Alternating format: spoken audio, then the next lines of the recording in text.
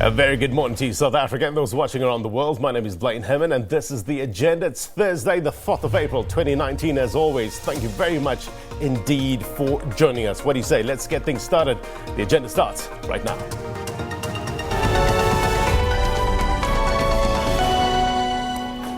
Public Enterprise Minister Pravin Gordhan has announced plans to avoid load shedding in winter and for the next 9 months. Now, Gordhan was speaking at a media briefing at the Letabo Power Station in the Free State yesterday.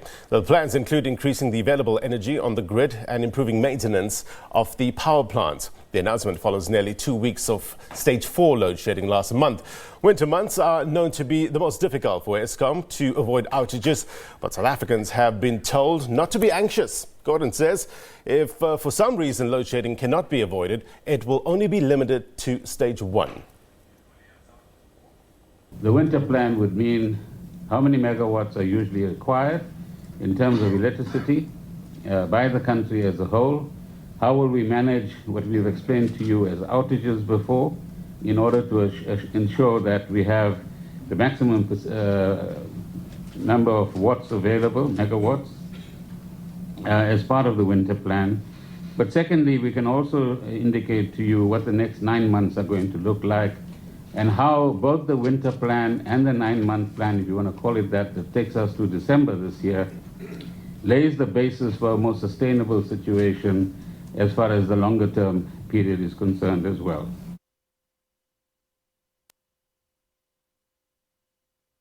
So, South Africa, are you confident that the lights will stay on? Are you confident after this assurance by Minister Pravin Gordhan? Please send us your comments at the agenda_SABC. It forms part of our poll question today. So we're asking you, from what you've heard from Pravin Gordhan, what he said yesterday, do you have confidence that the lights will be on this winter? So far, 83% saying no and 17% saying yes. 261 votes cast so far. Keep sending your comments at the agenda_SABC. Let's go to another top story. More protests have erupted in Alexandra this morning. This after residents took to the streets in protest of the mushrooming of informal settlements and illegal structures. There are, however, conflicting views among community leaders on whether to continue with the protests. Let's get more on the story now. Let me bring in the SABC's Manqoba Mchunu. He's been monitoring the situation there. Hey, Manqoba, thank you very much indeed for your time. What are you seeing this morning there? Well, certainly, Blair, I can confirm that there's more protest action here in Alexandra this morning, but this time around at a different part of Alexandra.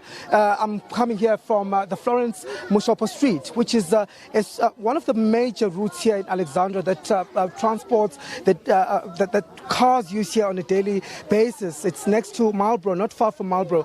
And residents in this particular stretch are saying that they've started a protest, of course, over issues of service delivery, but more than that, residents here this morning saying that the issue of the foreign nationals that are coming in great numbers in this community is of great concern. They're saying that they want authorities to address this, even saying that from this area. So that's a totally different tone to what we heard from the total shutdown protest that was held yesterday. And of course, just a few moments ago, we did speak to the organizer of the total shutdown protest, who did confirm that this is not part of their protest, and saying that, in fact, they, as the total shutdown committee, are condemning xenophobic tones are simply not acceptable, and that as the organizing committee, they're going to condemn it in the strongest sense. But I think to get a better sense, Blaine, of some of those concerns and some of the issues that these residents are raising, let me speak to one of them now. Siswami, you were speaking earlier on about the fact that you are worried about the influx of foreign nationals in this community. Why are you worried? It's not about xenophobia. This thing is about it in South Africans, which is asinandawo zokuhlala kumanje emakhaya kithi sihlala si12 si15 endlini o1 room. Asinandawo asikhona ukushare. Uma ngabe ufuna ukugeza kumele omunye ashiftele omunye. Kodwa manje abantu abahlala ngaphandle bona baona izindlu zethu thina singabantu abakade abazali bethu bebhalisa izindlu sikhona sihlala lapha. And manje iminyaka kade seyahamba nabazali sebade bashiya. Sihlala kuyena lo 1 room lo owodwa kumanje izindlu zabo mazibhekwa zitholisiswa kutholakala ukuthi kunabantu abahlala kuzo manje asazi ukuthi thina senze njani and thina sumphakathi lokho kuyasikwatisa akusindaba yezinophobia ukuthi kwathini iqiniso nje kulona umashaba kasinikeze izindlu zethu asinikeze nemisebenzi yethu ngoba kumanje nemisebenzi asisenayo. So Siswami, if you say le akuyona izinophobia manithi abantu bangaphandle abahambe ke lokho kusho ukuthini Siswami? Babami lokho esikushoyo thina kuhlukile ngoba singabanye silwela okuhlukile kodwa thina esikulwelayo indawo yokuhlala kwethu ukuthi sifuna izindlu njengoba ngingaka I'm 33 years old but ngisahlala nabo brother bakabo sisi bami like you know abantwana bo sisi bami like they are my brothers so then ngishare one room nabo ngizobhafa kanjani phakathi kwabo nezingane zami zikhona bese ngigeze ku one room futhi nabo kodwa izindlu zethu zikhona zingale no it's not acceptable into sifuna izindlu kuphela kwasa nomsebenzi. Okay, Siswami, okay, one of the community members here explaining to us that, of course, they do not mean to be xenophobic. What they are saying is that this is simply a fight for proper housing. Many of them saying that they share accommodation, they live in one-bedroom houses, and they have to live with a family of about 15 people in one house. And she's saying that this is simply not acceptable in a township as old as Alexandra. And of course, you'll recall, Blaine, that this is one of the transit points where people, especially foreign nationals, come in order to seek accommodation. And of course, they're saying that as residents, they want the issue of housing to be addressed. Calling on the city of Johannesburg to address it, they say there are some of those RDP houses that have been built here in Alexandra, but of course, they're saying people are not being allocated to it. So they're saying that the issue of housing must be sorted out. Otherwise, they're saying that it's not really that they want to attack foreign nationals, but they just want to ensure that they get their houses, because they say most of those houses here have been occupied by foreign nationals. But of course, we are keeping a close eye. There's still not much of a police presence where I am here at this point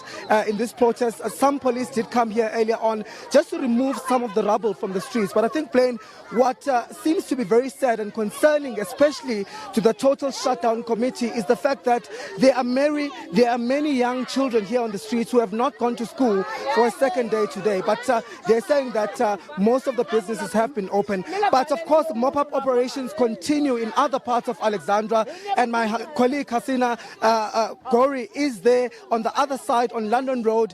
Hasina, what's happening there? Good morning, Manqoba. Yes, a very calm situation here in London Road, very different from where you at, where protests are still flaring up. Here in London Road, if you remember yesterday, this was a scene of where a lot of protests happened. We saw fires burning and rubble on the road. This morning, however, it's very calm. A lot of residents that we saw going into work as we drove through Alex this morning as well. A lot of people going back to work. But as you mentioned, a lot of school children still sitting on the side of the road or just loitering around. We saw families as well just loitering around. But for most parts, business is back to normal. But one thing we did notice is that despite protest action not taking place, one thing that has been affected is traffic. There's still rubble on the road. If you can see behind me here, there is still a lot of the rubble still blocking parts of the road. In other areas, we saw still some sporadic fires taking place, some tires being burnt, and poles still across roads, making it quite difficult for those that are commuting through this area to get into Sandton or Marlborough this morning, making it a bit difficult. But we did see police come into the areas and try and do some clearing up of the rubble on the road. We also saw some community members also taking it upon themselves to clear out this rubble to ensure that life goes back to some kind of normality. But there is still sporadic, opportunistic protesting happening through Alex in different areas, over the time today. So we are keeping you updated on what's been happening here, but for now, back to you in studio. Sina, I just want to get some clarification with regards to the businesses in the area. So you say they are still operating as normal? Yes, a lot of them that we saw this morning are back to normal. We saw people queuing up for taxis this morning at the garages to go into work. We also saw the little, spaza shops even reopening, and people just going on with their days for most part of it today. I wonder what's some of the thought process behind, not protesting as much as we've seen in other areas in Alex. What are people saying in terms of the service delivery issues and the other complaints with regards to the mushrooming of informal settlements? They're complaining about illegal structures. What are they saying where you are?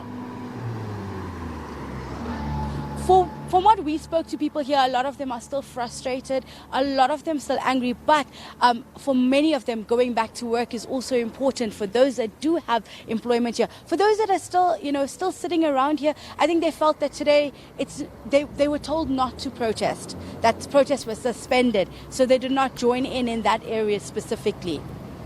Alexandra, as well as Manqoba, thank you very much indeed for your reporting. Guys, great reporting. We'll try to catch up with you shortly.